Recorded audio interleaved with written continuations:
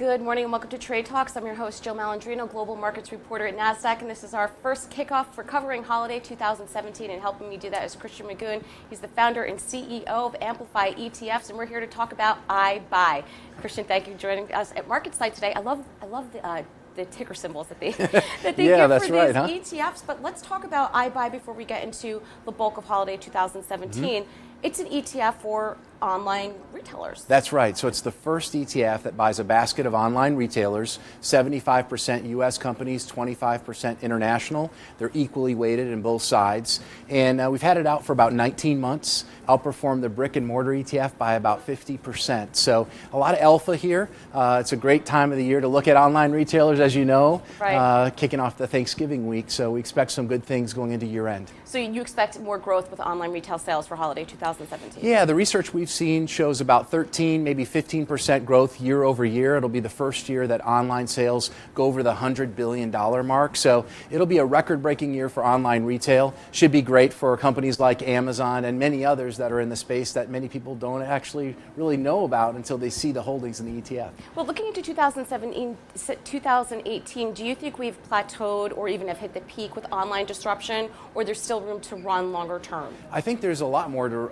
room to run. Right now, according to the U.S. Department of Commerce, only about 9% of all U.S. sales come in the form of online. So with a 9% market share, we really see this going to potentially 20 to 25% over the next 2 to 3 years. So we think we're in the early innings, a lot of growth potential for online retailers. What do you think about omnichannel presence, though? Okay, there's brick and mortar, and you're trying to obtain that experience in the store. That's what these retailers are thinking about. And of course, online is there. What about omnichannel, where it kind of encompasses all of that? You're spot on, because that's the future. Right now, people are trying to adjust to the online retail world. A lot of brick and mortar companies just trying to have new initiatives that get them there. Online retailers are really the only area that's growing on the retail side. But eventually, where it's going is past just online and getting to this omni-channel, this seamless experience where you can go into a store, order online, and basically decide where you want to kind of pick that merchandise up. Do you want to pick it up at your front door, or go into the store and take a look at it further?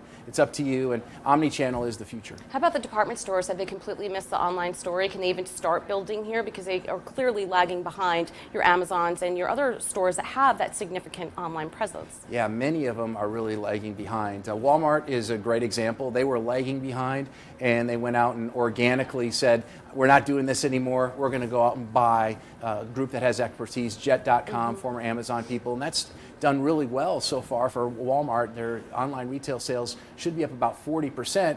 The only problem is only about 5% of their revenue comes from online retail, so it's not a huge mover. But to your point, brick and mortar really have to change the game, either doing strategic partnerships, we've seen it with Kohl's and Amazon, for example, or potentially acquisitions. And that's one reason to invest in online retailers. They may get purchased by some of these traditional brick and mortar retailers. Well, let's talk about some of the top holdings that you have in IBUY. We all know Amazon.com, but what are some of the other names that have that exposure? Yeah, so there's so many more. Overstock is a great example. They're out today talking about some of the cryptocurrency initiatives they're doing. They've done a tremendous job kind of growing their footprint away from just kind of discounted goods.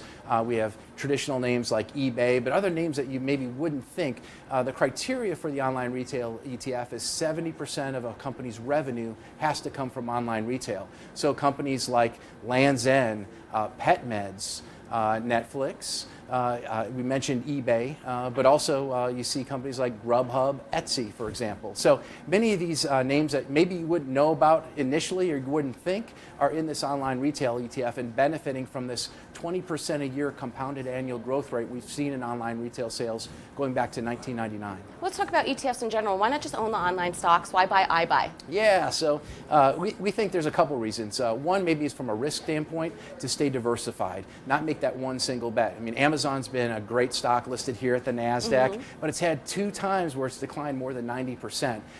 Those are risks that are specific to that company. Owning the basket kind of diversifies you. The other thing I would say is owning the basket of online retail gets you involved in new companies like Carvana, for example, which has been a top performer in the fund this year. Alibaba, companies that maybe you didn't necessarily know of that suddenly become part of your holdings by owning the fund because it's rules-based. So we think diversification information and opportunity really merit the consideration, at least, of the IBUY online retail ETF. All right, well, thank you very much for joining us at MarketSite.